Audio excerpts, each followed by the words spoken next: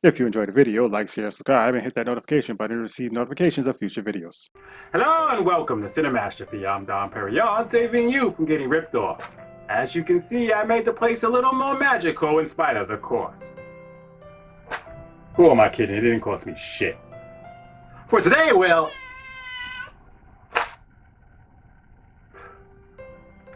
For today...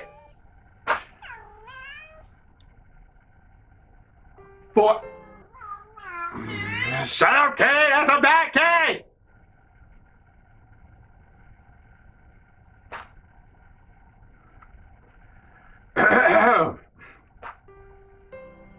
For today, we'll be looking at the greatest Christmas story ever told by far. For today, we'll be looking at Die Hard.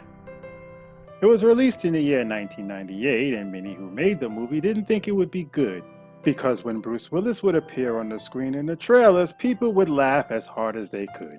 You see, back in those days, action stars were all bodybuilders who could bench press a pimp. Bruce Willis from Moonlighting, people said, that guy is a wimp.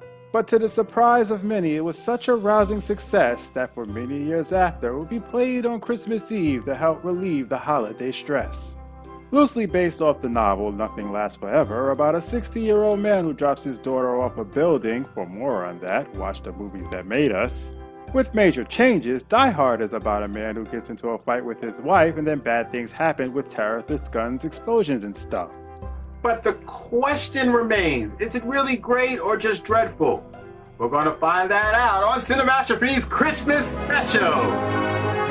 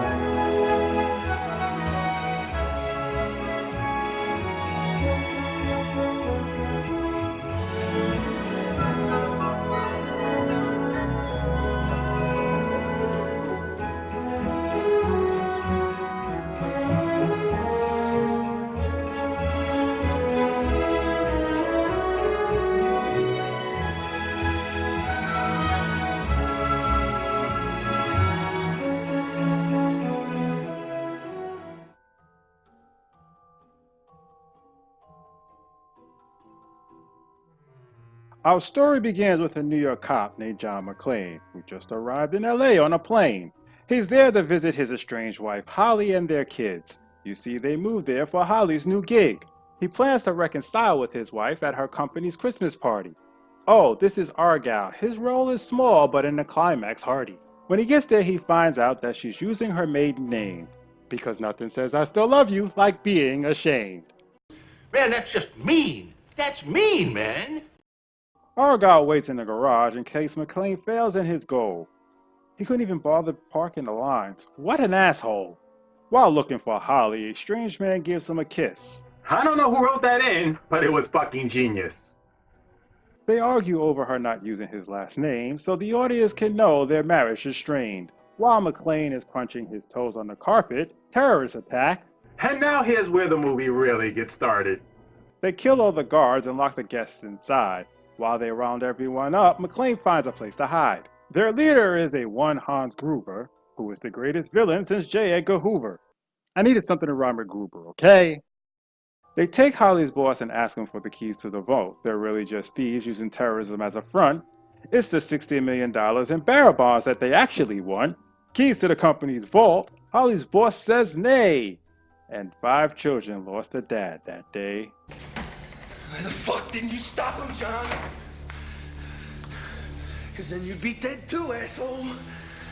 Think, goddammit, think. He sets off the fire alarm, but that plan is thwarted. Seeing the trucks turn around, he realizes he was outsmarted. His plan, however, gave away his location. It's turning into a real shitty Christmas vacation. He kills one of the terrorists, breaking his neck. Well, that's one bad guy who won't be collecting his check. He takes all of the terrorists' belongings in hope that it would keep him alive until morning. Unfortunately for McClane, it's not a perfect haul, for the terrorist's shoe size is 3 sizes too small. He sends the dead guy down the elevator with a message of glee. while riding on top, counting to terrorists. 1, 2, 3. He goes to the roof and uses the walkie to contact the emergency police channel. Mayday, mayday. Anyone copying Channel 9? Terrorists have seized the Nakatomi building and are holding at least 30 people hostage. But his call is extremely poorly handled. He's told this channel is for emergency calls only by who will name Officer Lisa. No fucking shit, lady! Do I sound like I'm ordering a pizza? For even more proof that she sucks at her job, not even the sound of gunshots makes her question if this place is at least getting robbed. I know LA is supposed to be a laid-back town, but even in 1988, a cop should recognize that sound. You're always this stupid, or did you take lessons? I took lessons. McClane managed to escape unharmed while Officer Lisa sends only one police car? What the fuck, people? McClane gets cornered in an office taking out 2 bad guys with ease, while the cop named Al sees nothing wrong and decides to leave. How the hell is this? Seeing this, McClane sends a Christmas gift to Al.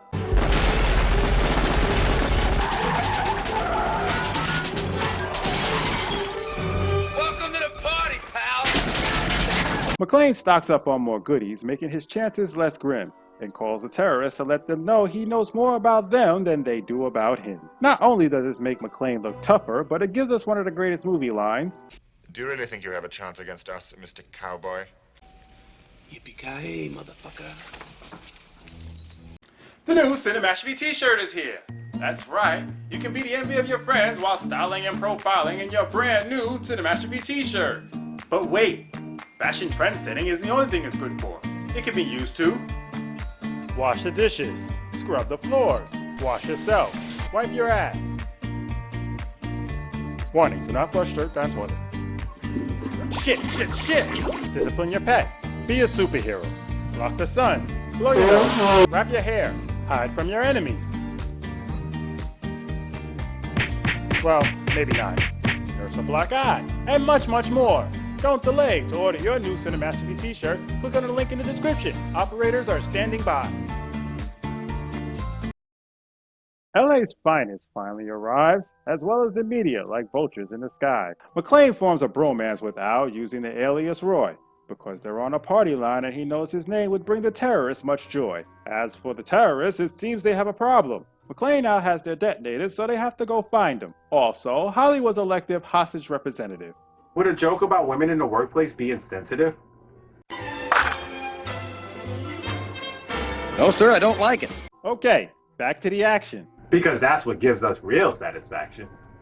The police try to raid the building because the chief is a dumbass, who's played by Paul Gleason, which is one hell of a cast. He plays the role so great in this one that you really believe he is this dumb. They're shooting at him. It's panic fire. They can't see anything. They're shooting at the lights.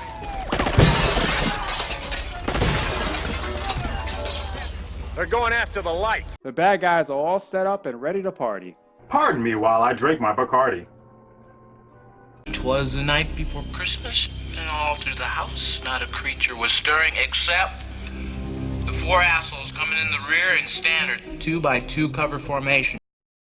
He stole my gimmick. Of course, for the cops, things are a mess. The SWAT team is wounded despite wearing their vests. So they bring in an RV. That should do the trick. Unless terrorists have rocket launchers for that shit. Hit it again. On you, motherfucker! You made your point! Let him pull back! Thank you, Mr. Cowboy. I'll take it under advisement. Hit it again.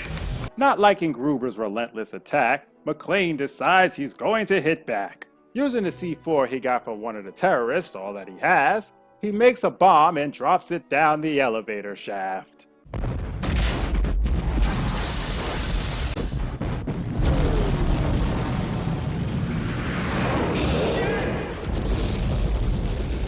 Yes! After that exchange, Han makes some demands, knowing the police will play right into his hands. He asks for the release of some political prisoners keeping it short, and 2 helicopters to take them and the hostages to the airport. Sometime later, both McClane and Hans end up on the roof. Uh-oh, Mr. Gruber, look like you done goofed. You will have to deal with the police, because you done goofed. Han pretends to be one of the employees, but McClane is much smarter than he looks, you see. for the name Hans gave him didn't match the registry on the wall, so McClane gave him a gun with no bullets at all. Oops. No bullets. You think I'm fucking stupid, Hans? You're saying? He managed to slip through their grasp once again, but not before slicing his feet to ribbons. This is probably where I developed my disgust for feet. Having retrieved his detonators, Hans is happy as a reindeer in snow. Now they can rig the roof to blow. The FBI arrive and cut the building's power, thinking it would make the terrorists cower. But shutting down the power is what they wanted the FBI to do, for it disengaged the last lock on the vault, allowing them to get through.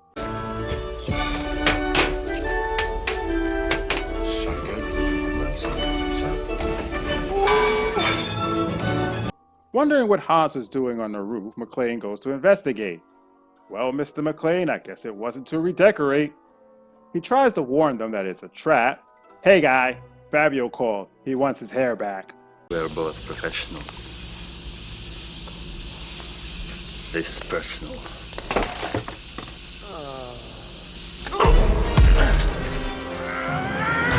While they fight, the FBI are on their way with choppers. Only they're not for picking up, they're terrorist stoppers. This is hard, okay? Hans discovers Holly is McClane's wife and keeps her for insurance. And whoever's carrying a pregnant chick must have a ton of endurance. They start rounding everyone up to head to the roof, while McClane talks to one of the terrorists like he's a wild goose. Motherfucker, I'll kill you. I'm gonna fucking cook you. I'm gonna fucking eat you. After winning his fight, McClane gets to the roof where the pregnant woman tells him they took Holly to the vault. He fires in the air to get everyone to go back downstairs, but the FBI thinks it's a terrorist assault. With time running out before he dies, he ties a fire hose around his waist and leaps for the sky.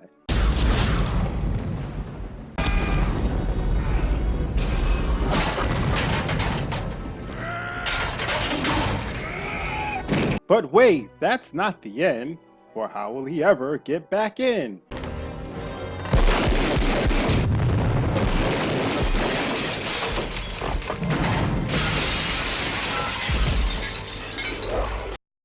Oh.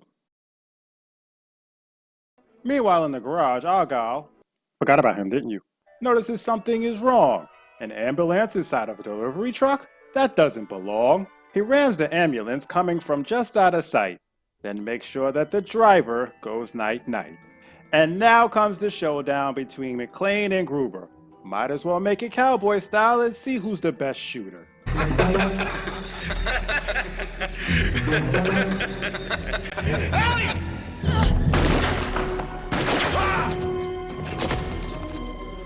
So that was Die Hard. And how does it stand? Watch it just once and I'm sure you'll become a fan. It still holds up to this very day, and I guarantee it's not going away. The acting, the humor, the action galore. This has got everything you're looking for. Die Hard changed the way action films were done, allowing writers to have much more fun. No longer was it only muscleheads saving the day. Now anyone can be an action hero when written the right way. So fuck the U-Log, it's a tired cliche. This is what you should be watching on Christmas Day. So eat your Christmas ham and enjoy your beer frost. I'm Dom Perignon saving you from getting ripped off.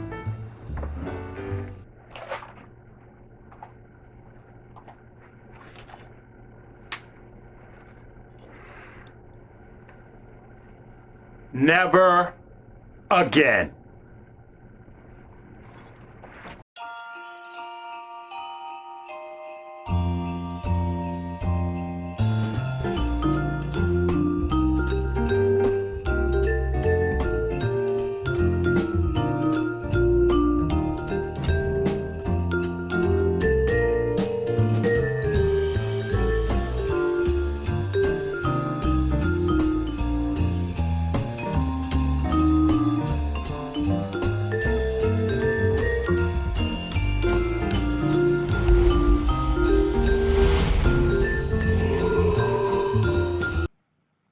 But that's just a regular review. It's a regular review.